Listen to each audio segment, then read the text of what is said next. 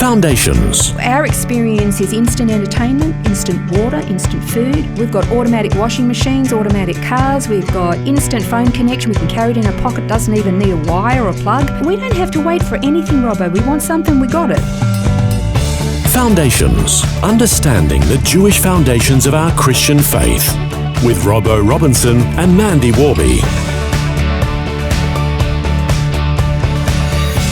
In our last program, we started looking at a new definition of the word weird, and we covered the first two letters of that. It was W-E-I-R-D. So we've covered Western and educated, and we're going to continue to unpack what weird looks like from this Western mindset, and I guess understanding the difference between a Hebrew or a biblical mindset as opposed to a Greek or philosophical mindset. And so Western and educated were the two words that we looked at last time. We're going to continue to unpack this new definition of weird today. Yeah, it's funny, if you read through the book of Acts, and Paul had a lot to do trying to share the gospel with various different communities in Asia Minor and around Greece and all the rest of it. And his biggest issue with them was he even tried quoting some of the philosophers of the day to try to appeal to them, but it was too hard for them to understand because they had this ethereal, analytical, philosophical, spiritual,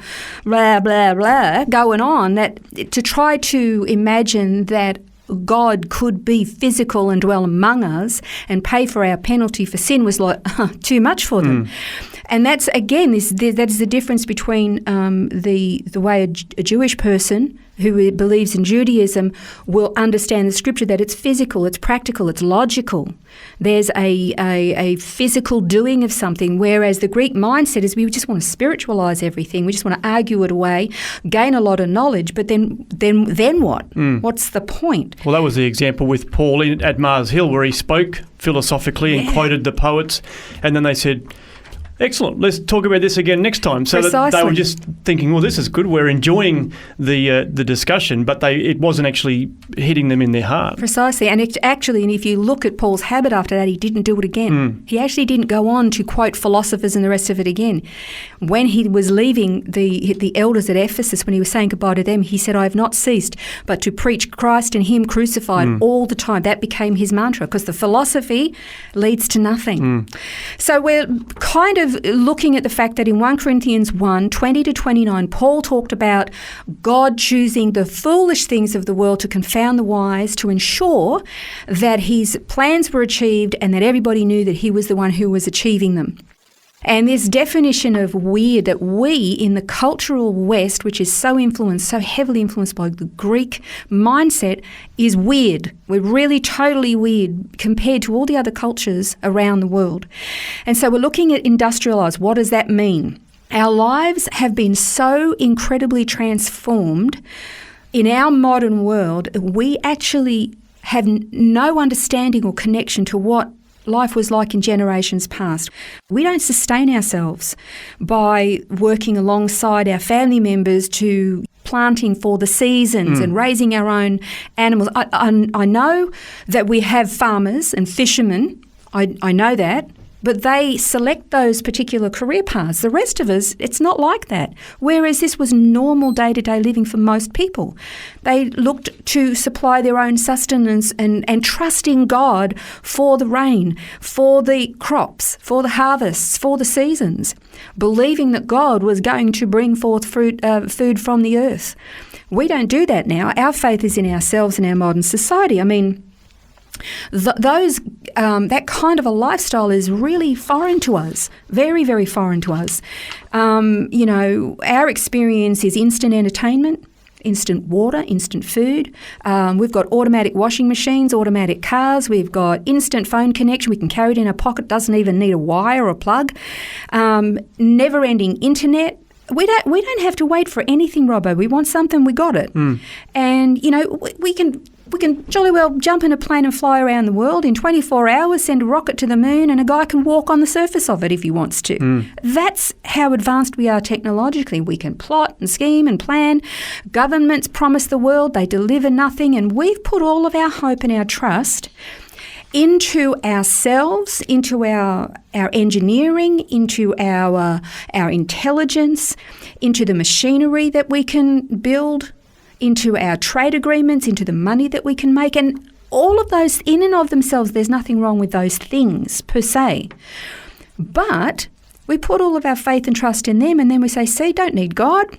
He doesn't even exist.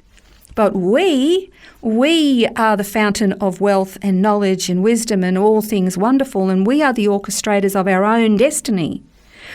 And that's kind of reminiscent of something that happened in Genesis chapter 11 and verses 1 to 9. I'm not going to read the whole lot, just a little bit. And it was what happened at the Tower of Babel. Yeah. And they said, come, let's build for ourselves a city and a tower whose top will reach into heaven, and let's make for ourselves a name.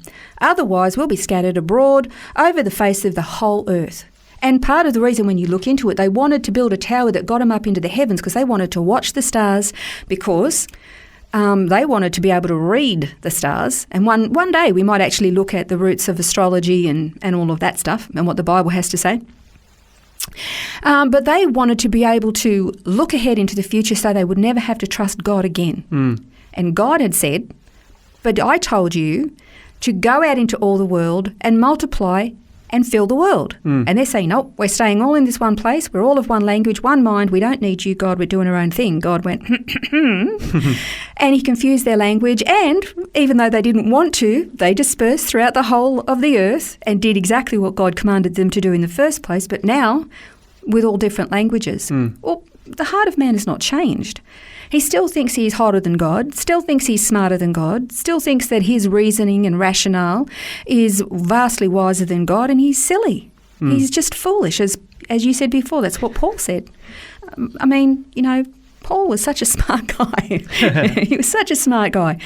Mankind really needs to understand that if you stand in opposition to God, you put yourself in a really, really precarious position, and it's not going to make the slightest bit of difference. God is still going to do what he wants to do. And I think one of my favourite Psalms is, well, it is one of my favourite Psalms, I know. It's Psalm 2. And that's where it says, why do the nations plot this vain thing? And they're scheming and conspiring together against God to overthrow him. And I love it where it says, and God sits in heaven and he laughs. As though, really? You're like a bunch of ants down there. That's nothing. God is going to do what God is going to do. But we've got to be on his, I want to say on his side. We do. We need to be on his side. We've got to understand his word. But if you want to understand it, you've got to know what it meant when it was written. You've got to understand the culture and what he was trying to communicate. And, we think we're so smart and enlightened. These are the words that you hear all the time. But we're so smart that we kill our unborn children before they're even allowed to take a breath. We declare that our biology means nothing, and we actively dismantle our families and create chaos in every sphere of our society and declare that God is dead. And thousands to this thunderous enlightenment that we stand under this banner of. We are weird. It's weird to do that. It's weird to kill our own offspring and then say, look how smart we are. Yeah. Maybe it's not just, maybe it's not weird. We're insane. Yeah. It doesn't make any sense. Whereas in these ancient Eastern cultures, family was everything. This is how you built strength. This is how you fortified your cities and you strengthened your borders. You had children. You increased your population. We're killing ours. We're weird and we think we're so smart. But we have more yet to learn because the weirdness increases. And we'll look at that in the next program as well. We've done 3 letters of this word weird so far: Western, educated and industrialised. And we're going to find out what the R and D will stand for as we wrap up our look at the new definition of weird next time on Foundations. This has been Foundations, a look at the Jewish foundations of our Christian faith. For study notes, resources and more, see vision.org.au/foundations.